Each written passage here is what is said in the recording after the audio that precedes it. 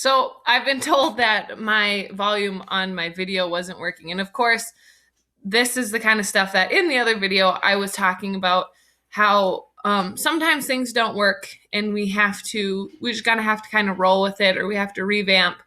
Um, so thank you for the people who did reach out to me and tell me that my microphone wasn't working. I figured out the problem. I hope, at least. But this is the kind of stuff we have to deal with distance learning. And I just kind of wanted to touch base. I know that a lot of people are nervous about it and a lot of students aren't happy. And trust me, I do not want to be distance learning, but I'm glad that we can still give you and your child a quality education, even during this crazy time. That being said, I know in the spring that a lot of us, the teachers and students, this was the first time that we have used most of this technology. And we've had plenty of time to now kind of sort through the things that don't really work. And Mr. Setterholm and I have been introducing the technology that we plan on using during distance learning at the beginning of the school year. So you guys have had a chance to use most of this technology that we're going to plan on using. And if there's something new that we plan on using, I will make sure to show you how to use it, and I'll make how-to videos. So if you forget on your own, that you always have something to refer back to. Something that's going to be a little bit different this year compared to last year is we're going to have live instruction every single day. For me, for math and science, even if it's going to be mostly work time, I will always have a Google Meet. You will always have to come there first before you can start any of your assignments.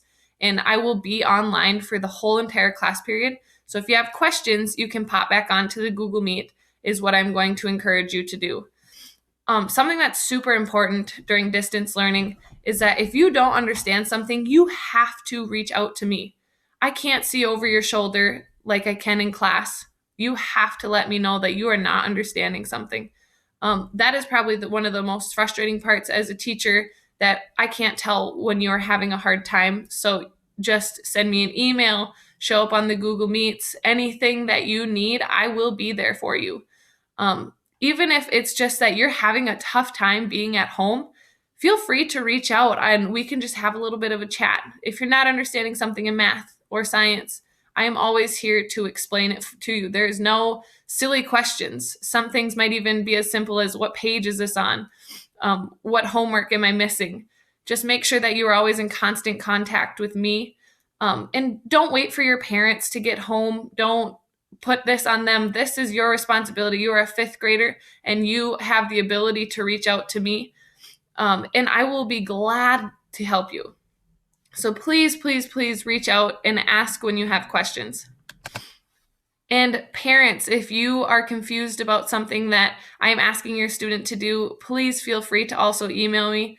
I am more than happy to explain. Some things seem confusing, but after I explain it with just a quick email, it's going to make so much more sense. So please feel free to email me about any questions you have. Don't feel bad or feel like you're emailing me too much. We need to be in this together. That's the only way that we're going to get through this. I am going to try and make this as painless as possible. I still want us to have fun. And I think in our Google Meets, just from the e-learning day, it was still so much fun just to see you guys every single day. So I do expect you to show up every single day. I just want you to also know how much I care about each and every one of you in just the short amount of months that I've gotten to know you guys. Like I said, you are my students and you always will be, and I will always, always be here for you. So please reach out. I will say this 100 times if I have to. The problem with last year is that I had with students is not reaching out when they needed help. It didn't matter if it was with school or mental health. You need to reach out to me, and I will always be here. I promise.